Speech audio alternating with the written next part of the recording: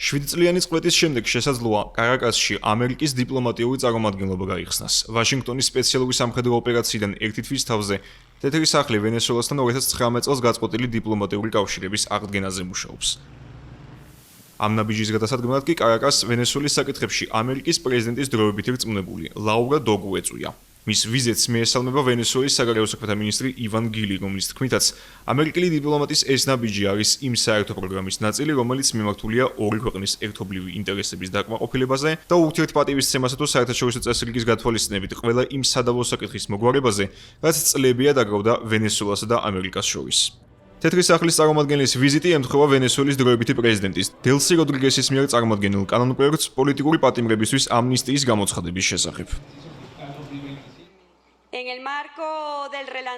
სურს გამოვაცხადო გადაწყვეტილება საყოველთაო ამნისტიის შესახებ, რომელიც მოიცავს პოლიტიკური ძალადობის შემთხვევებს 1999 წლიდან დღემდე. სამშობლოს მცველების ოპერაციის გადატვირთვის ფარგლებში, რომელიც ჩვენი პოლიციელებისთვის სოციალურ-ეკონომიკური დახმარების პროგრამას ითვალისწინებს. გადავწყვიტეთ, რომ ხელიკოიდის პენიტენციალური დაწესებულებები გადაკეთდეს სოციალურ, სპორტულ, კულტურულ და კომერციულ ცენტრებად პოლიციელთა ოჯახებისთვის.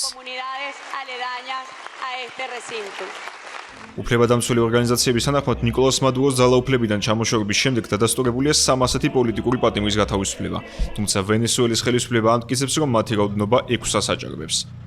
ოჯახების წევრთა და ახლობელთა სახლებში დაბრუნების მოთხოვნით ერთი თვეა მოქალაქეები არიან შეკრებილი იმ ცნობილ ციხესთან, რომელიც მრავალი წელია ნიკოლას მადუროს რეპრესიული პოლიტიკის ერთ-ერთ სიმბოლოდ არის ქცეული.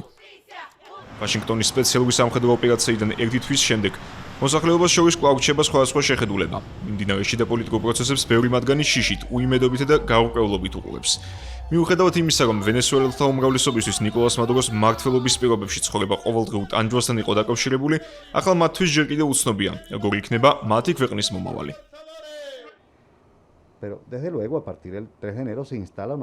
არავის მოსწონს, როდესაც მათი ქვეყნის საქმეებში ერევიან, თუმცა სხვანაირად პოლიტიკური ცვლილებები ვერ მოხდება. რა თქმა უნდა, 3 იანვარში და კონტროლი დაწესდა, მაგრამ რას ნიშნავს ეს პრაქტიკაში?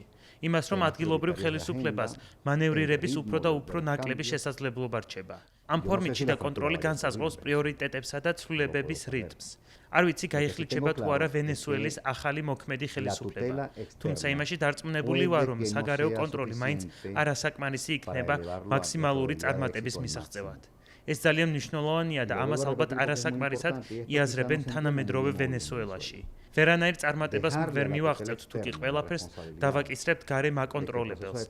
გულისხმობ დემოკრატიზაციას, ყველა გარანტიის აღდგენას, მათ შორის სამოქალაქო თავისუფლების, პოლიტიკური, ეკონომიკური და სოციალური უფლებები და დემოკრატიისთვის ფუძემდებლური სახის თავისუფალი, სამართლიანი, კონკურენტული, მიუკერძოებელი და საერთაშორისო ზედამხედველობის ქვეშ არჩევნების ჩატარებას. ეს კი იმიტომ, რომ უმეტეს შემთხვევაში საჭიროა საგარეო ზეწოლისა და შიდა წინააღმდეგობის კომბინაცია.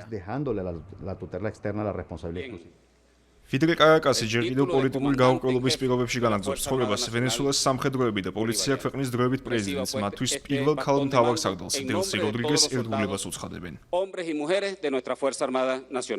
დიპლომატიური კავშირების აღდგენის გარდა პრეზიდენტმა დონალდ ტრამპმა განაცხადა, რომ გეგმავს ვენესუელას საჰაერო სივრცის გახსნას. The Washington Post-ის თანახმად 30 იანვარს ჟურნალისტებთან საუბრისას დონალდ ტრამპმა ხუმრობით განაცხადა ვენესუელას, როგორც ამერიკის შეერთებული შტატების 53 შტატად შემოერთების შესახებ, კანადისა და გრენლანდიის შემდეგ.